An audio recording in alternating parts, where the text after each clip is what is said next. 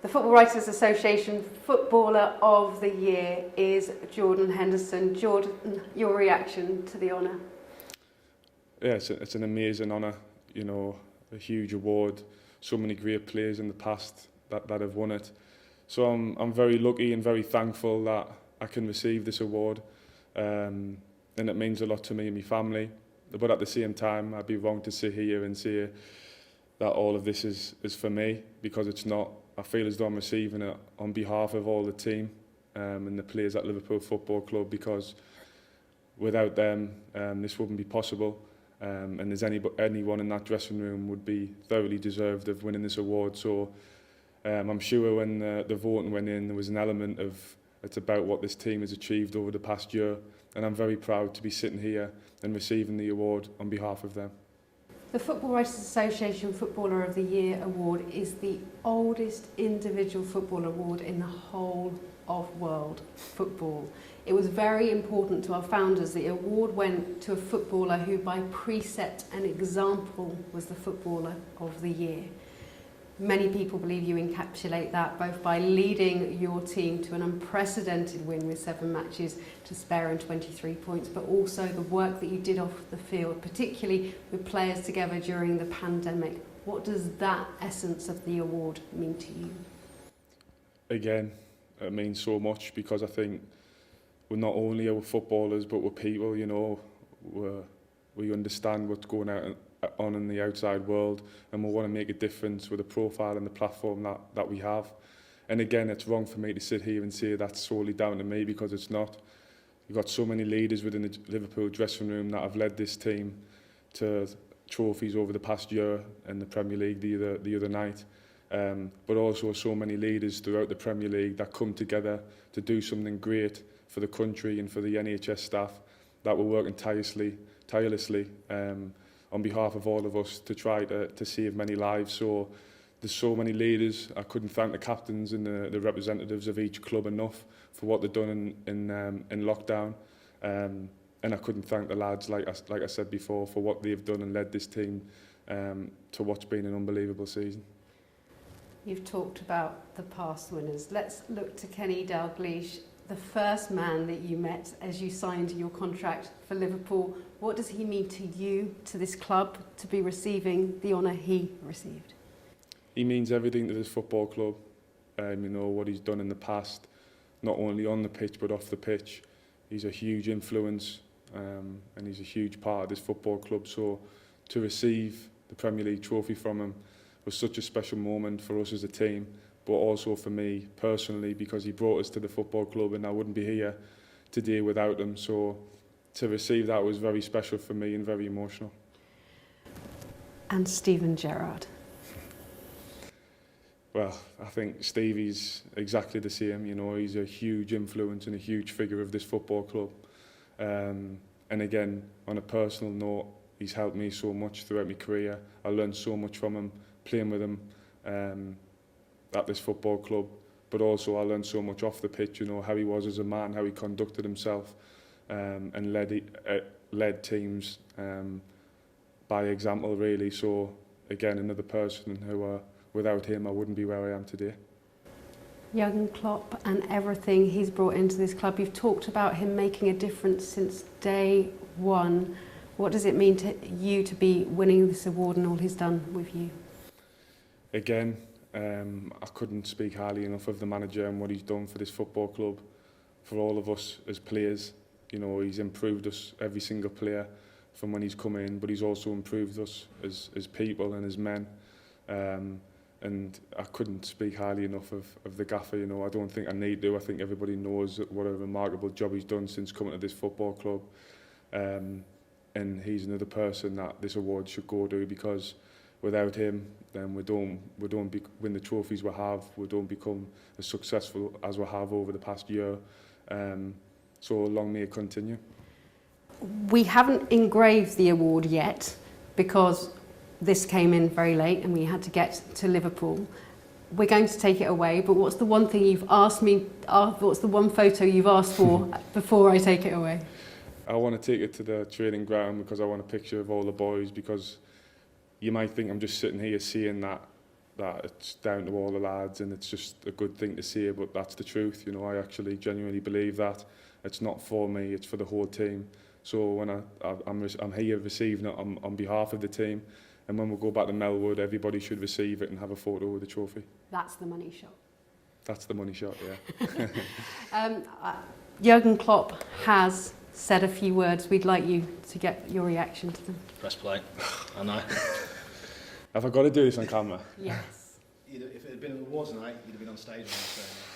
Right, okay. Oh, wait there, I haven't pressed. Yeah. There you go. Hi, my friend. One of the big questions in football is what makes a proper player? Or what is more important? Is it talent or is it attitude? I think the easy answer is without talent, you're nothing. Without attitude, you will stay a talent forever. So you are the perfect example that the mix makes a difference. So who would have thought that the young fella coming from Sunderland to Liverpool with big dreams would be one day the best player of the Premier League? Maybe you dreamt of it. I'm not sure you thought it will happen, but I know you are confident enough to have big dreams. But now is the moment where everybody saw it. Everybody saw what a great player you are. Everybody saw what a great personality you are, what a great character you are. I know the human being behind the player. You would deserve an award for that as well. So many congratulations, well deserved, outstanding achievement. What a year you had, what a career so far you had, and the best news, still a lot to come.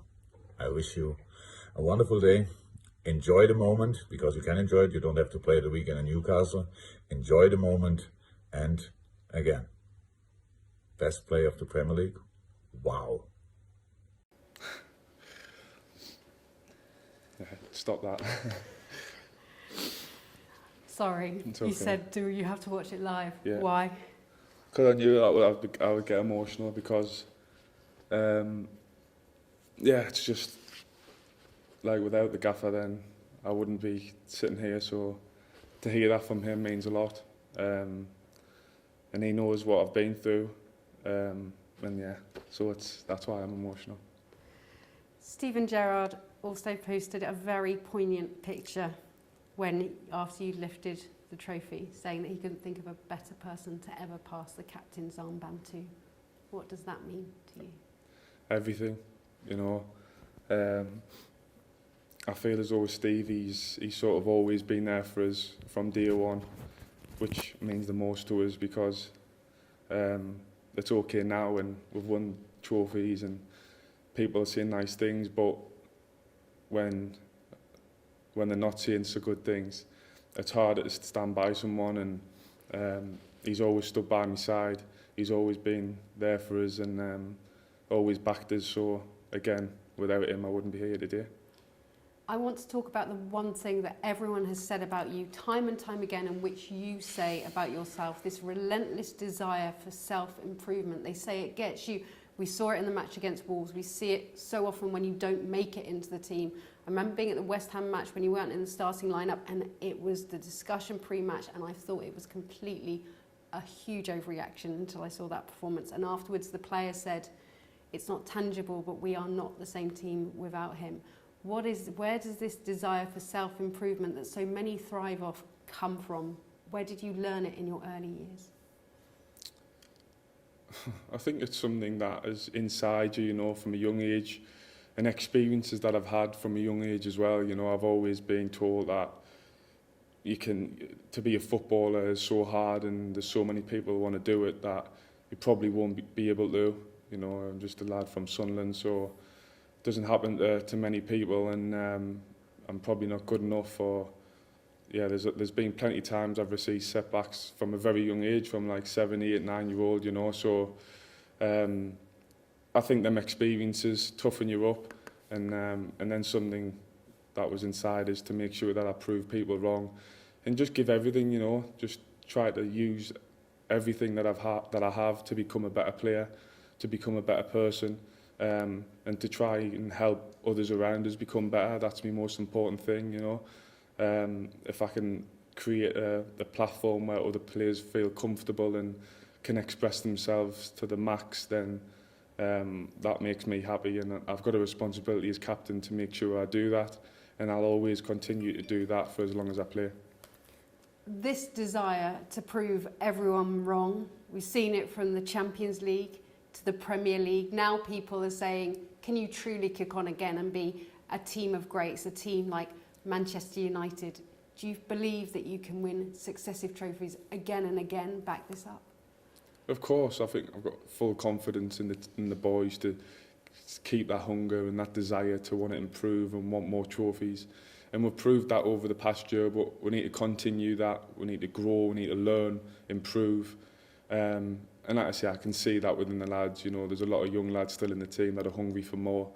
And even the older lads, you know, I can sense they're so hungry because you never know how long you've got left in football, and so you just got to use it while you can and just give absolutely everything until the day comes where you can't play anymore. And there's so many good players, so many good people within the dressing room that I'm pretty confident when we come back for pre-season, we'll be ready again to go on.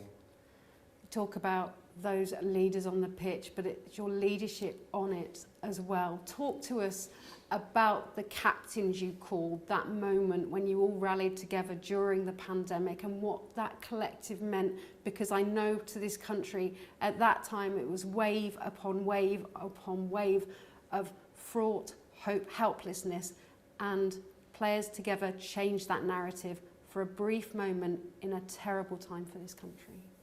Yeah, I agree. I think that is one positive over this really bad last few months as a country, for all of the players and all of the captains to come together to create something positive and to show our support for the NHS staff and volunteers was something that we're all immensely proud of, you know. You never have thought this situation could occur, so when you're in it you need to come together and try to do something to help.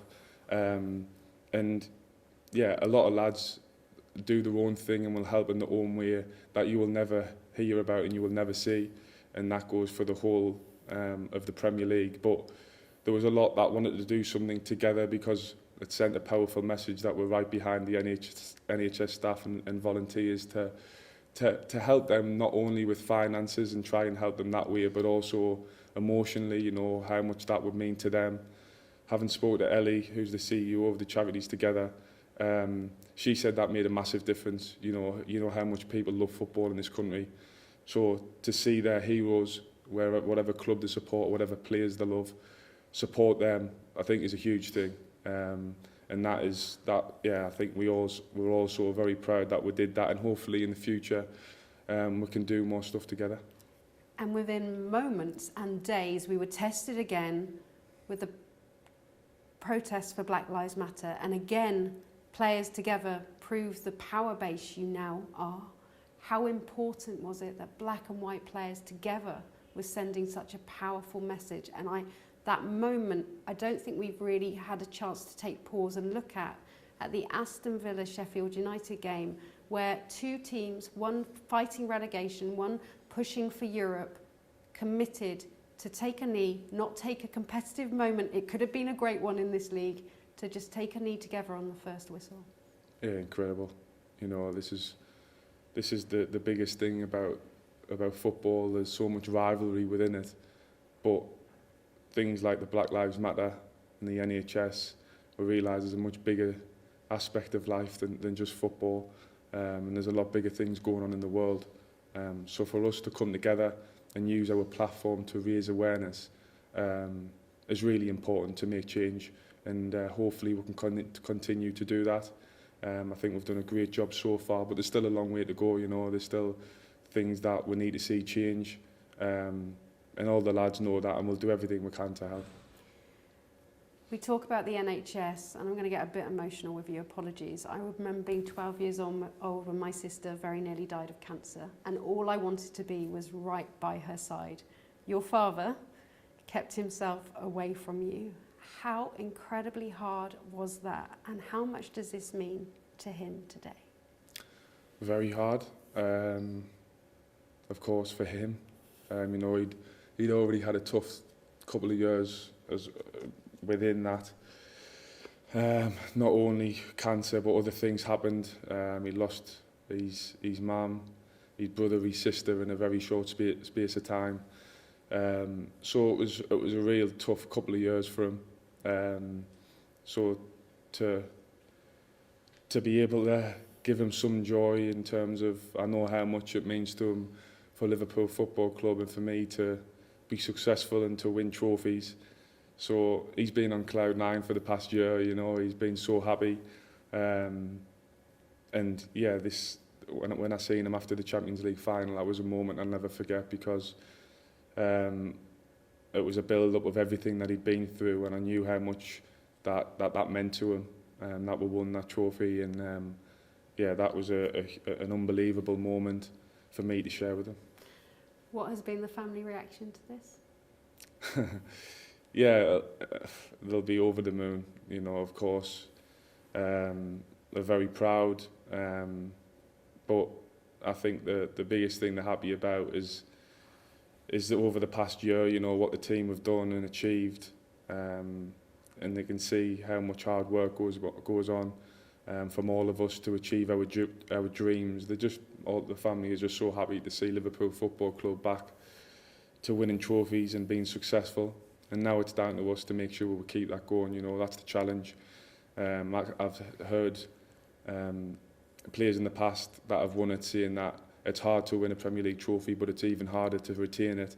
And I can imagine that. So the day after, my focus is looking forward to the next challenge, and that's got to be to carry on, to improve, to win more trophies, and be as hungry as ever. You know, and the gaffer always says to us, he wants a team that plays like they've never ever won anything before, and that's what we need to do from now on going forward. Last year, Virgil van Dijk, I think, was the Player of the Year, and Raheem Sterling won Footballer of the Year for his work against racism. This year, Kevin De Bruyne came second behind you. Virgil, Trent, Sadio recognised. Marcus Rashford as well came third for his work. But your tribute to Kevin De Bruyne and what he brings to the game. I think Kevin's an unbelievable player. You know, he's grew as a player. You know, I remember watching him when he was at Chelsea, and he was just coming onto the scene, and it was the first time I'd really seen him.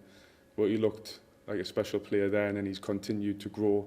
You can see all the hard work and the confidence that he has, and he's improved every single season. He's got better, so I'm sure, I don't know him personally, but he's got that hunger and the desire to want to improve and work as hard as he possibly can. So he's a credit to Man City Football Club and to the Premier League. To have players like him playing in the Premier League is amazing.